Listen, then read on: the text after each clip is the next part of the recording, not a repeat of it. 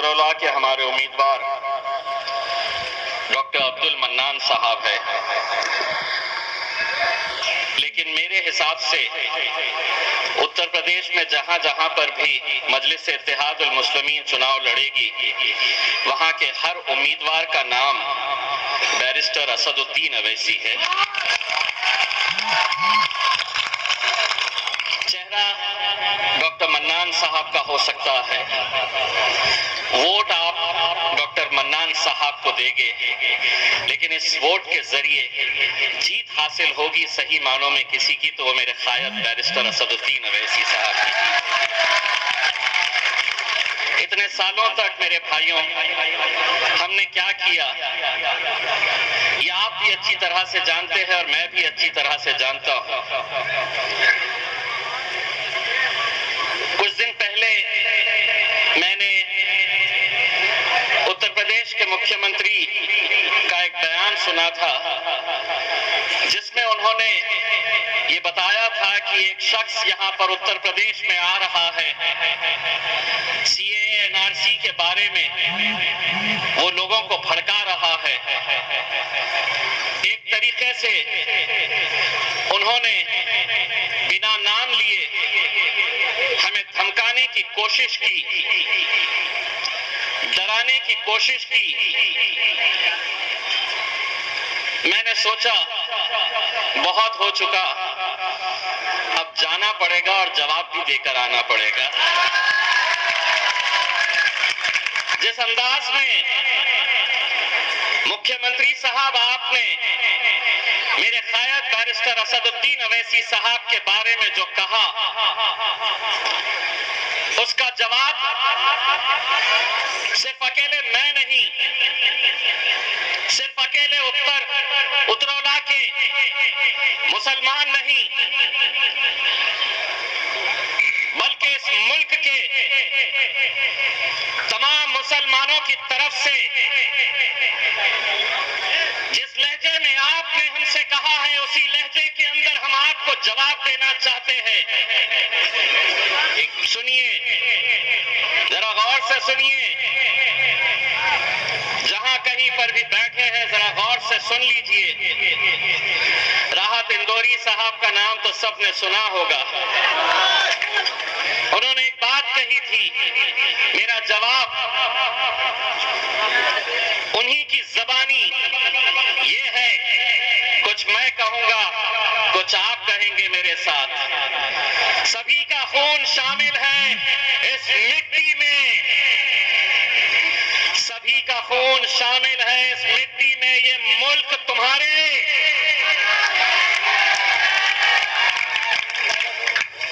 उन्हें सुने नहीं आया, ये मुल्क तुम्हारे। आधा मैंने कहा, आधा आपने कहे। अब ये मीडिया वाले जाएंगे,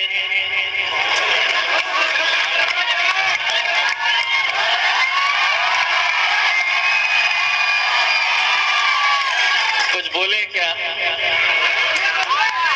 केस बनता क्या? वो बोलेगा कि नहीं केस बनाओ क्योंकि मेरे बाप के बारे में बोला गया। पुलिस वालों को बोलेंगे कुछ तो निकालो, पुलिस वाले बोलेंगे कि साहब नहीं अब ये बहुत होशियार हो चुके हैं, आधा ये बोलते हैं आधा ये बोलते हैं। वो बोलेगा नहीं कुछ तो बनाओ, पुलिस वाले बोलेंगे बनेगा साहब ये बनेगा। जानते हैं क्या है बाबा जी का?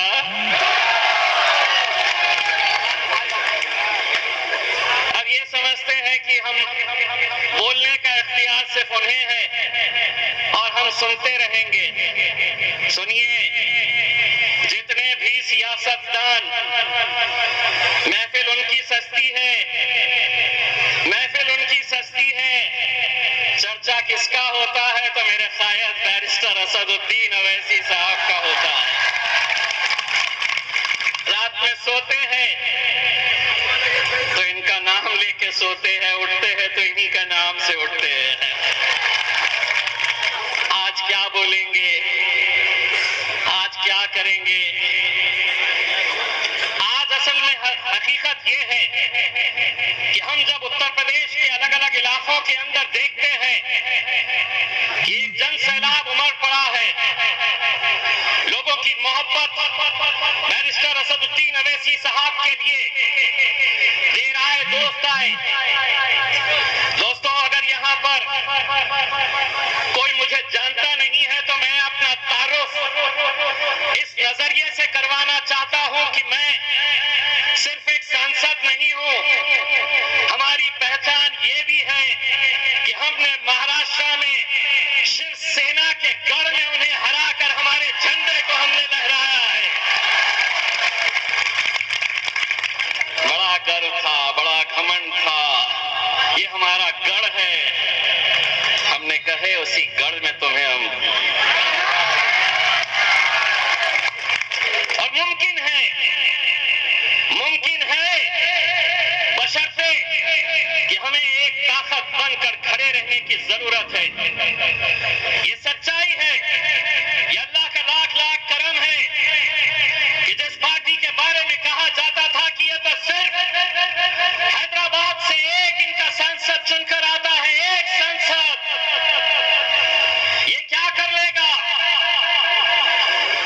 अल्हम्दुलिल्लाह अब एक नहीं है। मैं जब चुनकर गया तो भाजपा के एक सांसद ने मुझसे पूछा, अच्छा आप ही हैं MIM से जो चुन के आए हैं? अल्लाह जी हम ही हैं। तो बोले कितने चुन के आए हैं आप लोग? मैंने कहा 11 चुन के आए हैं। तो बोले 11? 11, एक और एक आपके लिए 2 होते होंगे, एक और एक हम दोनों जब बैठते हैं तो 11 की ताकत रखते हैं। बहुत तकलीफ होती है। बोले पहले वो तो बोलते थे, अब ये दूसरा भी आया है तो बहुत बोलता है। बोलेंगे, क्योंकि 70 सालों से तुम बोलते थे, हम सुनते थे, अब हम बोलेंगे और तुम्हारे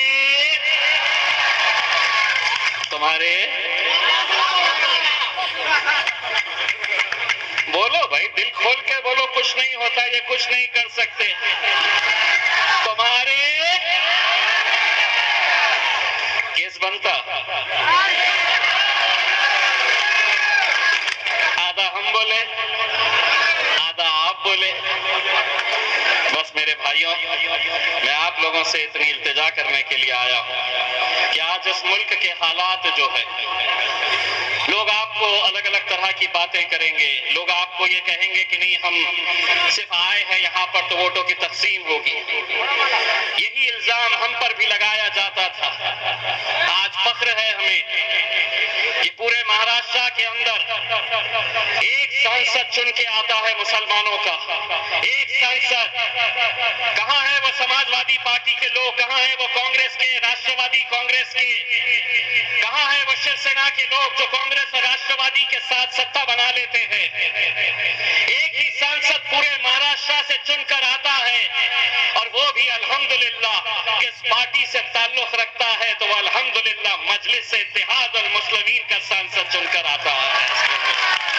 क्यों आता है?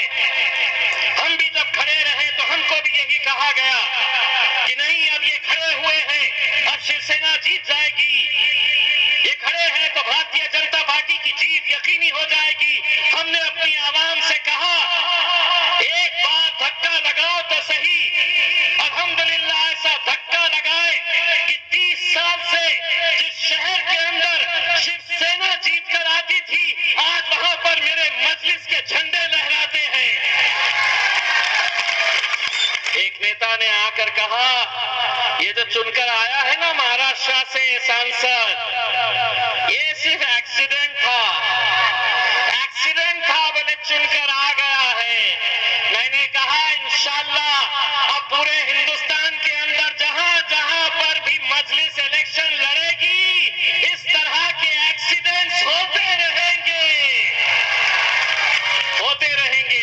बस आप लोगों से यही इल्तिजा करने के लिए आए हैं मेरे भाइयों, जिस दिन इलेक्शन का दिन आएगा, अलग अलग सियासी जमातों को आपने हर बार आजमाया है, एक असदुद्दीन अवैसी साहब को। दोस्तों, इतना फख्र होता है मुझे, इतना फख्र होता है जब मैं देखता हूं कि पार्लियामेंट के अंदर एक तरफ भारतीय जनता पार्टी के, समाजवादी पार्टी के, कांग्रेस के, राष्ट्रवादी कांग्रेस के असदुद्दीन अवैसी साहब अकेले, लेकिन जिस हिम्मत के साथ वो खड़े रहते हैं, नरेंद्र मोदी की आंखों में आंखें डालकर बोलते हैं, तो मेरे मन में भी ये सवाल आता था कि आखिर असद साहब को ये हिम्मत कहां से मिलती है। तब ख्याल आया कि ये हिम्मत उन्हें मिलती है यहां से, ये ताकत मिलती है यहां से। तुम साथ में हो तो हम हर मुकाबला करने के लिए तैयार हैं। आपसे